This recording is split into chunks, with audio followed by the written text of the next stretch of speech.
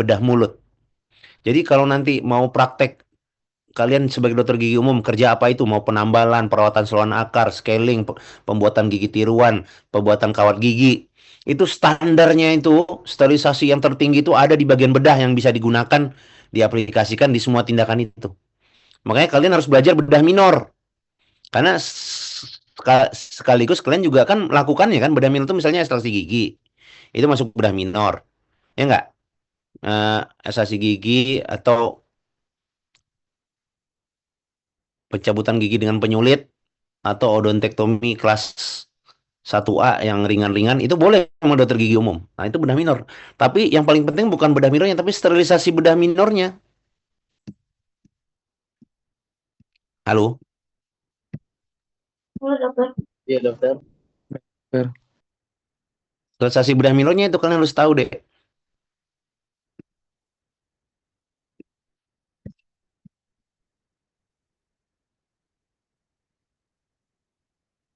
Bentar ya.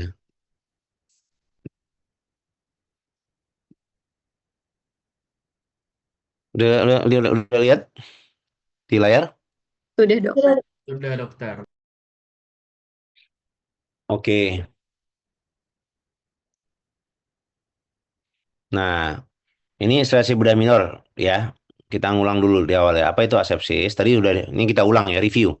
Prinsip mempertahankan keadaan bebas kuman pada pembedahan. Dan ingat, tindakan semua dokter gigi itu termasuk tindakan pembedahan loh, sekalipun dia penambalan ya. Kenapa? Pertama, dia seperti penambalan kan kita mempreparasi ya. Preparasi itu ngebor. Ngebor itu kan ada putaran bor, ada cipratan saliva, darah ya. Nah, itu juga bagian dari pembedahan. Misalnya kita mau bikin kawat gigi, itu kan kita cetak. Cetak juga kita masuk mulut pasien kan.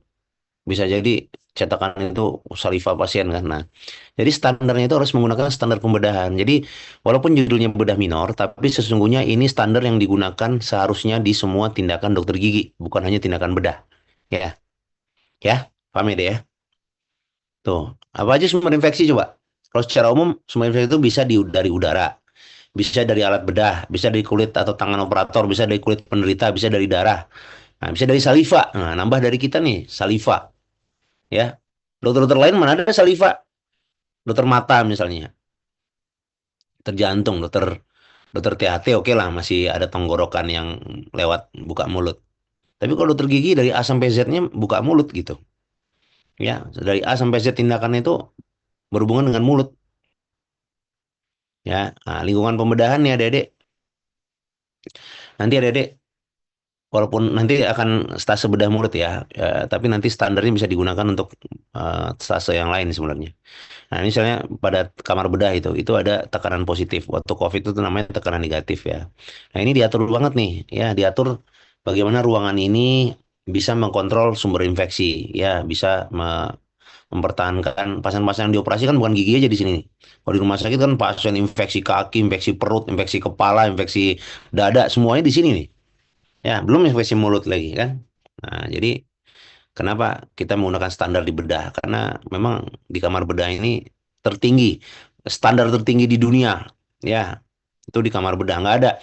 Kalau ada yang mau cari sumber-sumber, gimana sih kalau saya praktek itu biar saya aman tidak ada, pakailah standar bedah. Ya.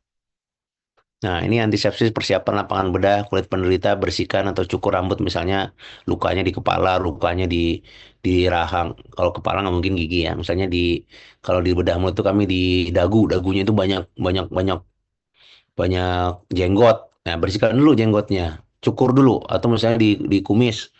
Bersihkan dulu baru kita mulai lakukan tindakan maksudnya penjahitan, pembersihan gitu ya. Jangan lagi banyak-banyaknya itu tetap dibersihkan. Nah, nanti kotor lagi dia infeksi gitu. Ya, tapi kalau orang yang berjenggot dalam keadaan normal ya itu justru lebih ternyata lebih steril ya. Ada penelitiannya tuh. Ya. Ini maksudnya kan kalau dia luka ya, dia jatuh. Misalnya jatuh, dagunya robek tapi ada jenggot di situ ya kita harus bersihkan dulu jenggotnya, cukur dulu gitu. Kemudian aplikasi antiseptik. Antiseptik ini misalnya povidone iodin atau betadine ya. Oleskan di daerah. Nah, kalau kalian mau cabut gigi tuh, nanti ada video berikutnya setelah ini ya. Kemudian mengurangi kontaminasi, mempersempit lampakan pembedahan, makanya ditutup. pakai duk bolong namanya. Ya, ditutup pakai duk bolong. Jadi yang kelihatan cuma mulutnya saja, yang lainnya tertutup. Kemudian sterilisasi peralatan bedah, kemudian gunakan zat bahan kimiawi seperti glutaldehyde, uap atau kompas apis untuk sterilisasi ya. Nah, ini pencegahan infeksi silang. Infeksi silang adalah perpindahan mikroorganisme yang dapat terjadi di tempat pelayanan kesehatan gigi melalui beberapa cara, yaitu dari pasien ke tenaga pelayanan kesehatan gigi. Ya, tadi saya sebutkan kan, dari pasien ke perawat, pasien ke dokter. Sekarang dari perawat ke dokter ke pasien. Dari pasien ke pasien yang berikutnya ternyata yang sekarang ternyata sakit hepatitis. Itu bisa dental unit yang dia tempatin itu bisa menular ke pasien kalau nggak kita sterilkan. Ke pasien berikutnya misal kita panggil pasien berikutnya, ternyata pasien duduk lagi di tempat dental unit itu yang belum kita sterilkan atau bersihkan. Oh, kena. Pulang-pulang pasiennya yang hepatitis tuh, pasien berikutnya. Kemudian dari tempat pelayanan kesehatan ke komunitas masyarakat bisa jadi pasien dapat infeksinya dari kita, kemudian dia pulang ke rumahnya. Rumahnya tuh kompleks sempit gitu, semuanya kena akhirnya. Ya, jadi jangan anggap remeh soal infeksi silang. Maka kemudian diperlukannya disiplin dan pengetahuan tentang ACOS untuk semua operator. Ya, operator itu berarti dokter gigi. Ya, apalagi dengan pasien perawatan isolasi pada penderita dengan infeksi kronik, Staphylococcus, TBC, infeksi menular saluran cerna. Lupa operasi harus tertutup, penutup luka yang sudah basah harus segera diganti. Ya. Nah, ini contoh ini kalau di perut ya. Kalau di mulut nih seperti ini nih contohnya nih. Video saya lihat nggak? Halo? Terlihat Lihat dokter. Kita mau, saya kira sih dulu ini untuk cabut gigi aja ya, tapi kira untuk penambalan, scaling, apapun itu tindakan dokter gigi harus kayak gini deh. Kenapa? Ini COVID mengajarkan kita bahwa di muka pasien itu virus, banyak virus itu yang nempel. Tiba-tiba nempel ke kita bawa pulang.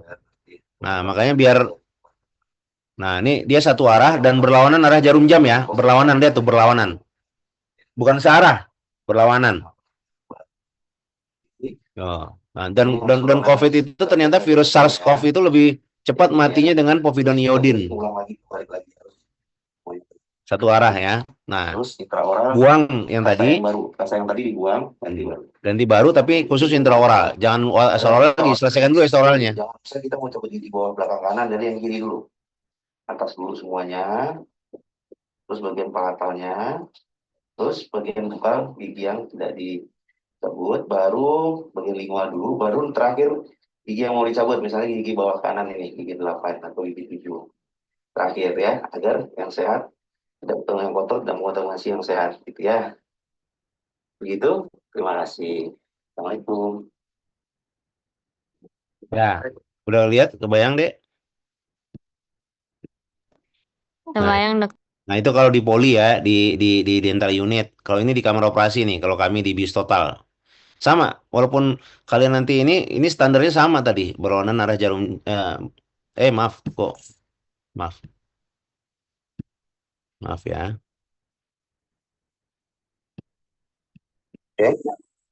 Nah ini pasien yang terbius total nih, tuh. Berlawanan arah jarum jam ya, satu arah nggak boleh bolak-balik, nggak boleh.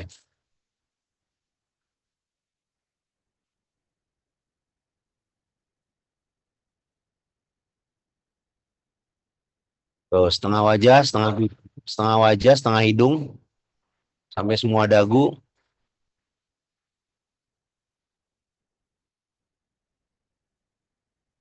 Nah, kita buang yang itu, baru ganti yang intraoral.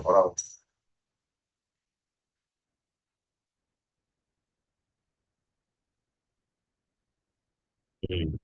Jadi saliva-saliva yang misalnya di sana ada virus, ada bakteri itu bisa terbantu dikontrol gitu. Tuh. Nanti kan dia muncrat-muncrat tuh pada saat kita bor, kita cabut. Ya.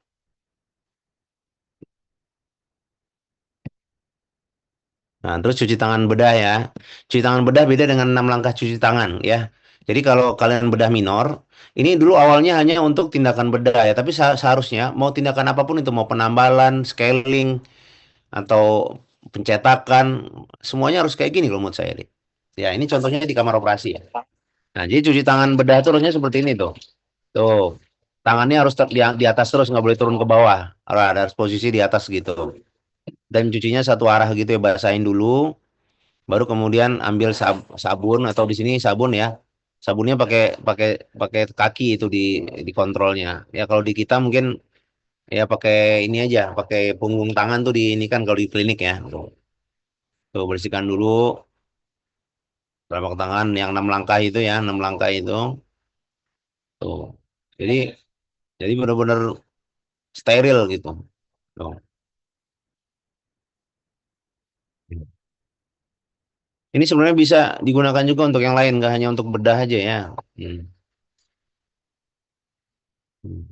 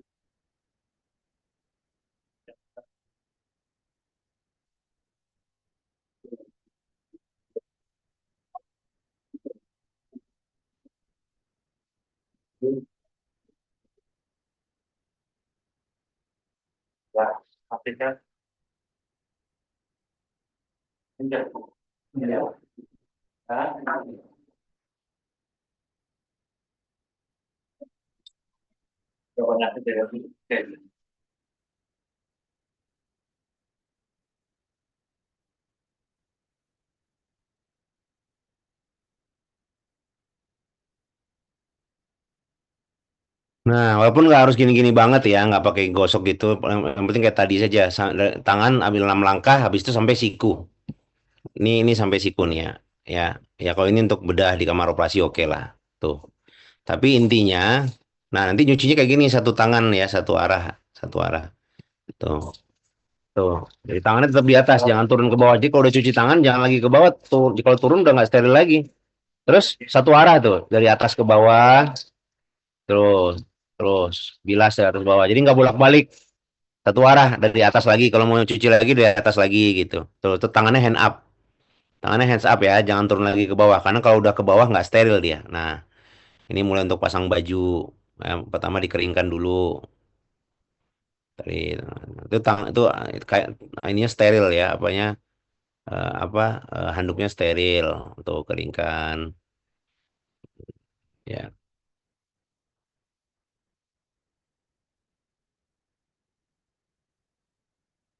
ya gitu ya cuci tangan ya. Nah, kemudian harus personil kamar bedah nih ya. Anggaplah kita semua lah ya, walaupun bukan orang bedah mulut. Tetap dia harus mengetahui tentang teknik asepsis tadi. Kemudian pemakaian gaun bedah, masker, tutup kepala, sarung tangan, sepatu boot. Kan di Skills Lab udah diajarin ya, urutan-urutannya udah diajarin belum? Sudah, dokter. Nah, ya harus Sudah, harus dokter. urutan-urutannya ya, video-videonya ya, memakai masker.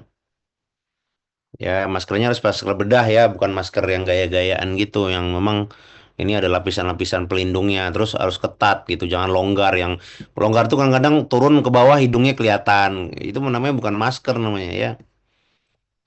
Nah, terus kalau sudah steril nggak boleh lagi megang-megang masker karena masker ini udah nggak steril ya. Makanya dia dipasang duluan sebelum kita cuci tangan, ya nggak? Hmm. Nah, ini pelindung, kacamata pelindung bisa face shield atau kacamata benar-benar kacamata yang melindungi. Tapi kadang-kadang ada yang menggunakan face shield ini. Bahkan ada yang menggunakan duanya, udah pakai kacamata, pakai face shield lagi saking takutnya. Ya. Nah, ini untuk percikan darah, percikan saliva, aerosol. Ya, aerosol itu yang waktu COVID itu benar-benar jadi ancaman. Ya nggak? Nah, penutup kepala, head cap, pelindung sepatu kalau perlu. Ya, nah, pelindung sepatu karena sepatunya mau kita bawa pulang. Sebaiknya sih jangan pakai sepatu bawa pulang ya. Sebaiknya kita pakai sendal khusus untuk di kamar bedah atau di ruang praktek gitu ya. Jangan pakai sepatu. Kalau pakai sepatu rumah nanti pulang bawa ke rumah bawa virus ke rumah gitu. Kasihan anak-anak atau keluarga di rumah. Ya. Nah ini, nah inilah yang kemarin itu COVID mengajarkan. Kita nih seringkali kerja tuh pakai baju jas putih gitu ya, pakai baju biasa. Padahal harusnya pakai ini nih, gaun ini namanya. Gaun mau kerja apapun itu ya, mau penambalan, pencetakan, kerang gigi. Ya, saya kira. gaun ini penting ya. Gaun bedah namanya. Ini bisa dipakai untuk semua tindakan, nggak hanya harus operasi ya. Terus ujung tangannya ini harus pakai karet agar nanti handscoon-nya masuk ke dalam ini. Ini masuk ke dalam handscoon gitu. Ini 6 langkah tangan cuci tangan WHO harus tahu ya. 6 langkah cuci tangan WHO ya. Udah pernah cuci tangan WHO, udah tahu ya, udah ada ininya ya. Ya. Nih, sarung tangan, cara pakai sarung tangan nih. Sarung tangan steril, ada sarung tangan non steril. Ya, ini glove to glove, skin to skin ya. Harus tahu ya, glove to glove, skin to skin. Ya, ini misalnya glove. Kalau sudah terpasang yang kanan, maka yang ini dia nggak boleh megang bagian dalam, dia harus megang bagian luar karena glove to glove. Bagian dalamnya skin. Jadi skin ini harus menempel ke skin. Ya, bagian dalam. Jadi dia nggak boleh dipegang oleh tangan kiri yang sudah pakai handscoon ini di dalamnya, harus di luarnya kayak gini. Ya. Nah, ini tangan ini kan masih tangan yang pertama, tangan ini belum pakai handscoon nih, yang saya tunjuk pakai ini. Maka dia harus hanya boleh pegang bagian dalam. Kan tangan ini udah steril, tadi udah cuci tangan kan. Maka dia harus bisa bagian dalam, nggak boleh dia megang luar. Makanya dia skin to skin, glove to glove. Jadi dia memegang bagian dalam dari sarung tangan ini, karena bagian dalam itu memang nempelnya ke kulit. Nah, dia ini kan kulit nih, skin to skin. Begitu udah terpasang yang ini, nah maka terpasang yang kiri kan, sekarang masang yang kanan misalnya. Maka yang kiri sudah pakai handscoon itu memegang bagian yang luar, bagian yang glove, bukan bagian dalam, karena dalam itu bersentuhan dengan kulit. Paham ya? Halo? Paham, dokter. Paham, dokter. Paham, dokter. Nah, ini tuh lihat tuh. Tuh cara pakai pertama yang kanan dulu lah. Jangan kiri dulu, kanan dulu. Nih, masukkan. Ini kan bagian dalam, dipegang oleh tangan kiri yang sudah disteril, yang sudah cuci tangan tuh dengan bagian dalam, jangan bagian luar. Begitu tangan kanan sudah, ambil yang bagian kiri itu oleh tangan kanan yang sudah pakai handscoon, tapi bagian dalam, bagian permukaannya, glove-nya, jangan bagian dalam, karena bagian dalam ini untuk bersentuhan dengan kulit. Ya, ya ini ya, lihat ya. Nah ini kan, bagian dalamnya kan, ini bagian luarnya kan. Bagian dalamnya masuk ke kulit, nah nanti dimasukkan ke tangan kiri, maka tangan kanan mendorong sampai lipatan pergelangan ini tuh terbalik gitu. Ya, ini cara memasang sarung tangan steril ya. Nah, ini cara melepasnya. Melepasnya di satu sisi atau yang di kiri, ambil bagian luar, jangan bagian dalam ya, glove to glove, luar, terus kemudian eh, apa eh, masukkan ke dalam genggaman tangan kanan, terus tangan kanan pun dikeluarkan, dilepaskan handscoon-nya sehingga handscoon yang dalam ini terjebak di dalam handscoon yang kanan. Kebayang ya? Kebayang ya? Bayang, dokter. Oke. Ini melindungi kulit yang tidak tertutupi oleh baju dari paparan agen infeksi. Nah, ya. Dan sekali lagi, baju ini tidak harus untuk bedah ya. Harusnya semua tindakan apapun itu, mau hanya pencetakan, penambalan, perawatan saluran nakar, scaling, harus pakai baju ini kalau menurut saya. Ya kan, COVID kemarin udah sangat mengajarkan itu. Ya, tuh. Cara pasangnya juga harus tahu ya. Cara cara pasang dan cara buka itu kan. Nih, nih tangannya di atas kan, tangan udah steril kan. Nah, ini untuk pengikat pinggangnya. Nah, tangan harus di atas. Nanti ngebukanya dari luar begini. Nah, terus digulung-gulung. Ya, ya. Jadi cara memakai dan memasang gaun juga harus tahu ya. Oke, sampai di sini ada pertanyaan? Izin bertanya, dokter. Ya, boleh. Baik, dokter. Terima kasih, dokter. Sebelumnya perkenalkan, nama saya Karisma Tangguh Brana, dokter, panggilan Karis. Saya ingin bertanya, dokter, di Sebentar, bagian sebentar. steril. Sebentar. Mana? Karisma Tangguh Priyono. Dari mana, Karis? Izin dari Pekanbaru, dokter. Darah